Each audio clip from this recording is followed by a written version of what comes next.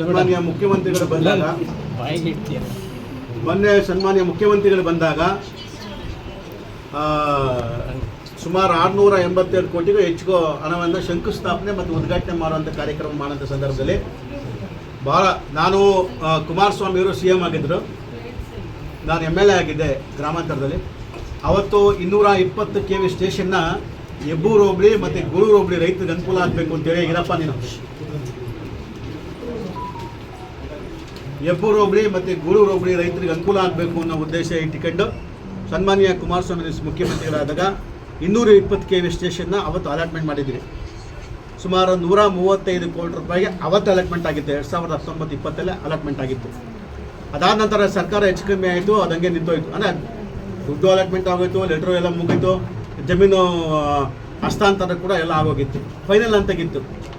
ಈಗ ಮತ್ತೆ ಕಾಂಗ್ರೆಸ್ ಸರ್ಕಾರ ಬಂದಾದಮೇಲೆ ಅದನ್ನ ಮುಂದುವರಿಸುವಂಥ ಕೆಲಸ ಮಾಡಿ ಮೊನ್ನೆ ಮುಖ್ಯಮಂತ್ರಿಗಳು ಮತ್ತು ಪರಮೇಶ್ವರ್ ಅವರು, ನಮ್ಮ ನಾಯಕರಾದ DK ಶಿವಕುಮಾರ್ ಅವರು ಎಲ್ಲರೂ ಒಟ್ಟಿಗೆ ಸೇರಿಸಿ ಈಗ ಅದನ್ನು 194 ಕೋಟಿಗೆ ಹೆಚ್ಚುವರಿ ಮಾಡಿ ಇವತ್ತು ಈಗಾಗಲೇ ಮೊನ್ನೆ ಶಂಕುಸ್ಥಾಪನೆ ಮಾಡವ್ರೆ.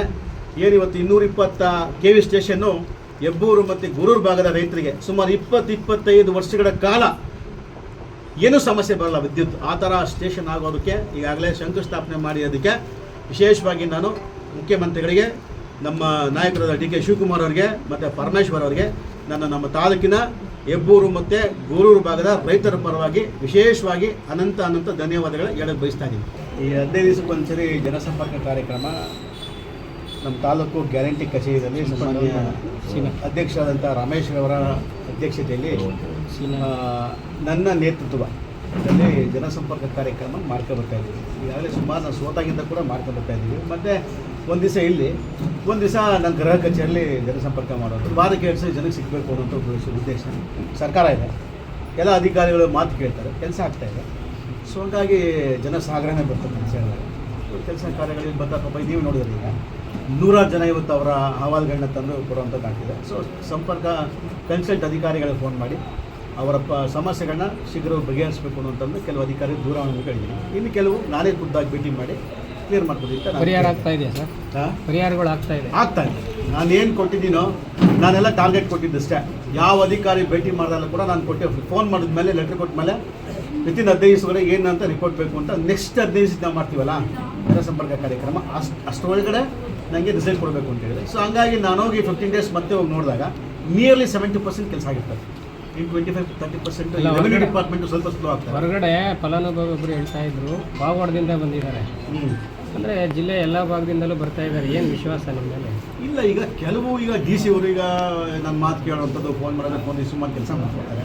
ಈ CEO ಕೂಡ ನನ್ನ ಮಾತು ಕೇಳೋವಂಥದ್ದು ಆಗ್ತಾಯಿದೆ. ಸೊ ಹಂಗಾಗಿ ಎಲ್ಲ ಕಡೆಯೂ ಬಂದು ಒಂದೇ ತಾಲೂಕಿಂದೆಲ್ಲ ಈಗ ಕೊಟ್ಟಿಗೆರವರು ಬರ್ತಾರೆ, ಕೆಲವರು ತುಮಕೂರವರು ಬರ್ತಾರೆ. ಸಹಜವಾಗಿ ನನಗೆ ಆತ್ಮೀಯರಾಗಿರೋಂಥವ್ರು ಬಂದು ಈಗ ನಾನು ಮಾಡೋದು ಸರ್ಕಾರದ ಪರವಾಗಿ ಅಲ್ವಾ. ಸೊ ಹಾಗಾಗಿ ಎಲ್ಲರೂ ಬಂದು ಭೇಟಿ ಆಗ್ತಾರೆ, ಕೆಲಸಗಳು ಆಗ್ತಾ ಇದ್ದಾವೆ. ಎಲ್ಲ ಅಕ್ಕಪಕ್ಕದವ್ರು ಬರಲಿ, ಗಡಿನಾಡು ಪಾಗೋಡ ಅಲ್ಲಿ ಅವ್ರಿಗೂ ವೈಯಕ್ತಿಕವಾಗಿ ಸಮಸ್ಯೆ ಇರ್ತವೆ, ಯಾರು ಸಿಕ್ಕಿರಲ್ಲ, ಬರ್ತಾರೆ. ಈಗ ನಾನು ಮಾಡೋದು ಒಂದೇ, ವೆಂಕಟೇಶ್ ಮಾಡೋದು ಎಲ್ಲ ಒಂದೇ ಇರ್ತದೆ, ಒಂದೇ ಪಾರ್ಟಿ ಇದೆ.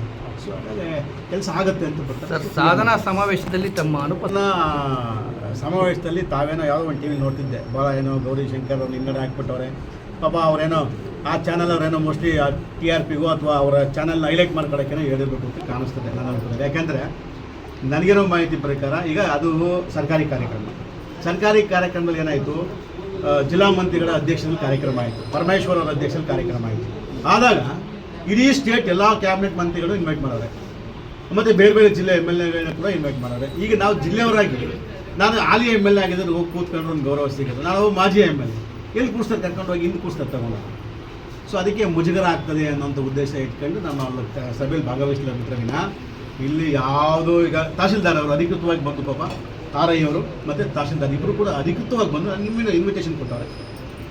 ಪ್ರೋಟೋಕಾಲ್ ತಾನೆ ಅದು, ಪ್ರೋಟೋಕಾಲ್ ಪ್ರಕಾರ ಎಲ್ರಿಗೂ ಇನ್ವಿಟೇಷನ್ ಕೊಡುವಂಥದ್ದು ಆಗಿದೆ, ಅಲ್ಲೇನು ತೊಂದರೆ ಇಲ್ಲ.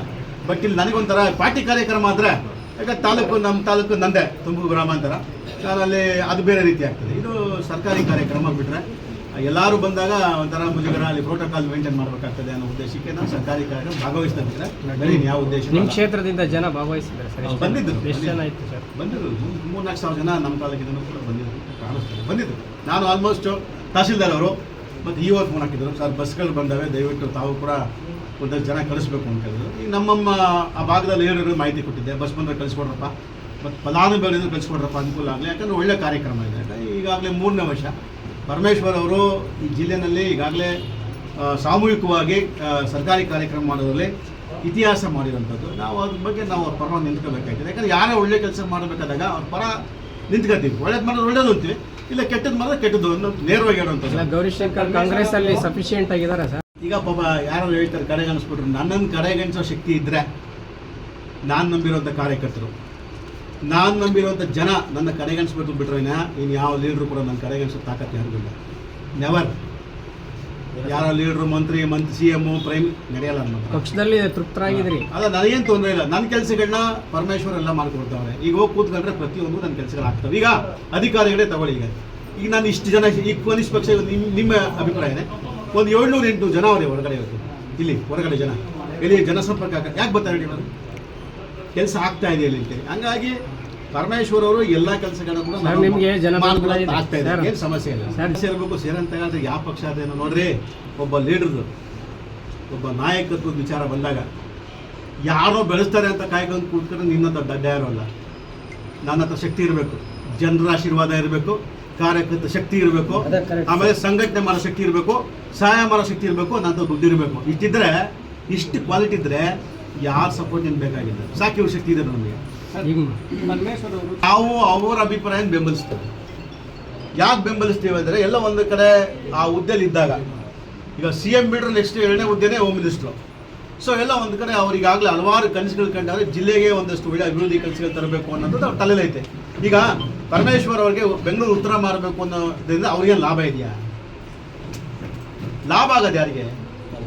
ಅಂದರೆ ಅವ್ರೇನು ಹೇಳ್ತಾರೆ, ತುಮಕೂರು ತೆಗೆಯಲ್ಲ, ತುಮಕೂರು ತಾಲೂಕು ಹಂಗೆ ಇರುತ್ತೆ, ತುಮಕೂರು ಇರುತ್ತೆ, ಬೆಂಗಳೂರು ಉತ್ತರನ ಮಾಡೋದ ಹೆಸರಷ್ಟೇ ಅನ್ನೋಂಥದ್ದು. ಇನ್ವೆಸ್ಟ್ಮೆಂಟ್ಗೋ ಇನ್ನೊಂದಿಗೋ ಇಂಡಸ್ಟ್ರಿ ಇನ್ವೆಸ್ಟ್ಮೆಂಟ್ಗೋ ಅಥವಾ ಬೇರೆ ಬೇರೆ ಕಡೆಯಿಂದ ಬರ್ತಾರೆ, ಹೊರದೇಶಗಳಿಂದ ಬಂದು ಇನ್ವೆಸ್ಟ್ ಮಾಡೋದಕ್ಕೂ ಒಂದು ಅನುಕೂಲ ಆಗ್ತದೆ, ಡೆವಲಪ್ಮೆಂಟ್ ಆಗುತ್ತೆ ಅನ್ನೋ ವಿಚಾರ ಇಟ್ಕೊಂಡು ಅವ್ರು ಮುಂದೆ ಹೇಳೋದು ಬಿಟ್ರೆ ಯಾವ ಉದ್ದೇಶ ಇಲ್ವಲ್ಲ ಇಲ್ಲಿ. ಅಭಿವೃದ್ಧಿ ಜೊತೆಗೆ ರಿಯಲ್ ಎಸ್ಟೇಟ್ ಮಾಫಿಯಾ ಮಾಡಕೊಟ್ಟಿದ್ದಾರೆ ಪರಮೇಶ್ವರ್. ಯಾರು real estate mafia? Parameshwar real estate mafia ಮಾಡೋ ಏನು ಮಾಡಬೇಕು? ಪಾಪ ಇರೋದೇ ಅವ್ರ ಕೈಲಿ ಮೇಂಟೈನ್ ಮಾಡ್ಕೊಂಡು ಸಾಕಾಗಿದೆ.